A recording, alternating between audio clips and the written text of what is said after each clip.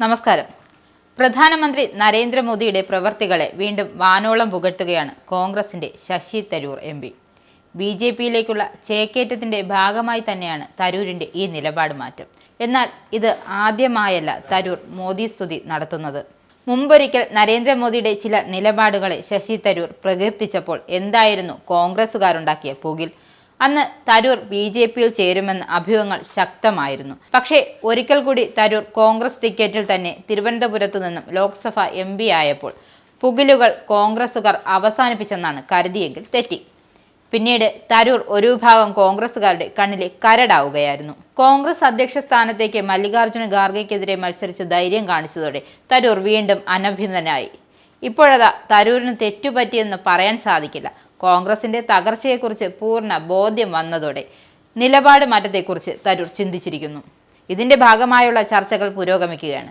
ഈ സമയത്താണ് തരൂർ മോദിയുടെ അമേരിക്കൻ സന്ദർശനത്തെ പിന്തുണച്ചുകൊണ്ട് രംഗത്തെത്തിയത്. US സന്ദർശനത്തെ ഏറെ പോസിറ്റീവ് ആയാണ് കാണുന്നതെന്നാണ് തരൂർ പറഞ്ഞത്. നരേന്ദ്രമോദിയുടെ അമേരിക്കൻ സന്ദർശനം പ്രതീക്ഷ നൽകുന്നതാണ്. ഉഭയകക്ഷി ചർച്ചകൾ പ്രധാന വിഷയങ്ങൾ ഉന്നയിക്കാനാണെന്നും തരൂർ പറഞ്ഞു. അതേസമയം മോദിയുടെ US സന്ദർശനത്തിന്റെ ഫലപ്രാപ്തിയിൽ കോൺഗ്രസ് കഴിഞ്ഞ ദിവസം വലിയ സംശയം ഉന്നയിച്ചിരുന്നു. അനധികൃത കുടിയേറ്റക്കാരെ തിരിച്ചയക്കുന്ന നടപടി തെറ്റില്ലെന്നും തരൂർ പറഞ്ഞിരുന്നു. എന്നാൽ അവരെ കൊണ്ടുവരുന്ന രീതി സംബന്ധിച്ച് ഉറപ്പൊന്നും ലഭിക്കാത്തതിലാണ് നിരാശയെന്നും തരൂർ വ്യക്തമാക്കിയിരുന്നു. വിലങ്ങും ചങ്ങലയും അണിയിച്ച് കൊണ്ടുവരുന്നതിനോടാണ് എതിർപ്പെന്നും തരൂർ നേരത്തെ തന്നെ വ്യക്തമാക്കി. നിലവിൽ പിണറായി സർക്കാരിന്റെ ഭരണത്തിൽ വ്യവസായ രംഗത്ത് കേരളം കൈവരിച്ച നേട്ടങ്ങളെക്കുറിച്ച് പുകഴ്ത്തിയ തരൂരിന്റെ പ്രസ്താവന പ്രതിപക്ഷ നേതാവ് വി.ഡി. സതീശന് അത്രയങ്ങ് പിടിച്ച മട്ടില്ല. പ്രതിപക്ഷ നേതാവ് വി.ഡി. സതീശനും രമേശ് ചെന്നിത്തലയും ഉൾപ്പെടെയുള്ള കോൺഗ്രസ് നേതാക്കൾ നിയമസഭയ്ക്ക് അകത്തും പുറത്തും കേരളത്തിലെ ഭരണത്തെ നഖശിഖാന്തം എതിർക്കുമ്പോഴാണ് കോൺഗ്രസ് എം.പിയുടെ പുകഴ്ത്തൽ. ഇപ്പോൾ മികച്ച വ്യവസായ അന്തരീക്ഷമുള്ള സംസ്ഥാനമല്ല കേരളം. അത് മെച്ചപ്പെട്ട് വരേണ്ടതുണ്ട്. അത് ആഗ്രഹിക്കുന്നവരാണ് ഞങ്ങൾ. ശശി തരൂർ എന്ത് സാഹചര്യത്തിന്റെ പുറത്ത് എന്ത് കണക്കുകളുടെ അടിസ്ഥാനത്തിലാണ് ആ ലേഖനം എഴുതിയതെന്ന് അറിയില്ലെന്നും സതീശൻ പറയുന്നു. കേരളത്തിൽ കഴിഞ്ഞ 3.5 വർഷത്തിൽ പുതുതായി 3 ലക്ഷം സംരംഭങ്ങൾ തുടങ്ങി എന്നാണ് വ്യവസായ മന്ത്രി അവകാശപ്പെടുന്നത്. ഏതാണ് കേരളത്തിലെ 3 ലക്ഷം സംരംഭങ്ങളെന്ന് ഞാൻ അദ്ദേഹത്തോട് ചോദിക്കുന്നു. അങ്ങനെയെങ്കിൽ ഒരു മണ്ഡലത്തിൽ ശരാശരി 2000 സംരംഭങ്ങൾ തുടങ്ങിയിട്ടുണ്ടാകില്ലേ എന്നും വി.ഡി. സതീശൻ ചോദിക്കുന്നു. വെള്ളിയാഴ്ച ഒരു ഇംഗ്ലീഷ് പത്രത്തിൽ പ്രസിദ്ധീകരിച്ച തരൂരിന്റെ ലേഖനത്തിലാണ് കേരളത്തിലെ വ്യവസായ രംഗത്തെ അനുമോദിച്ചുള്ള പ്രതികരണം ഉണ്ടായിരുന്നത്.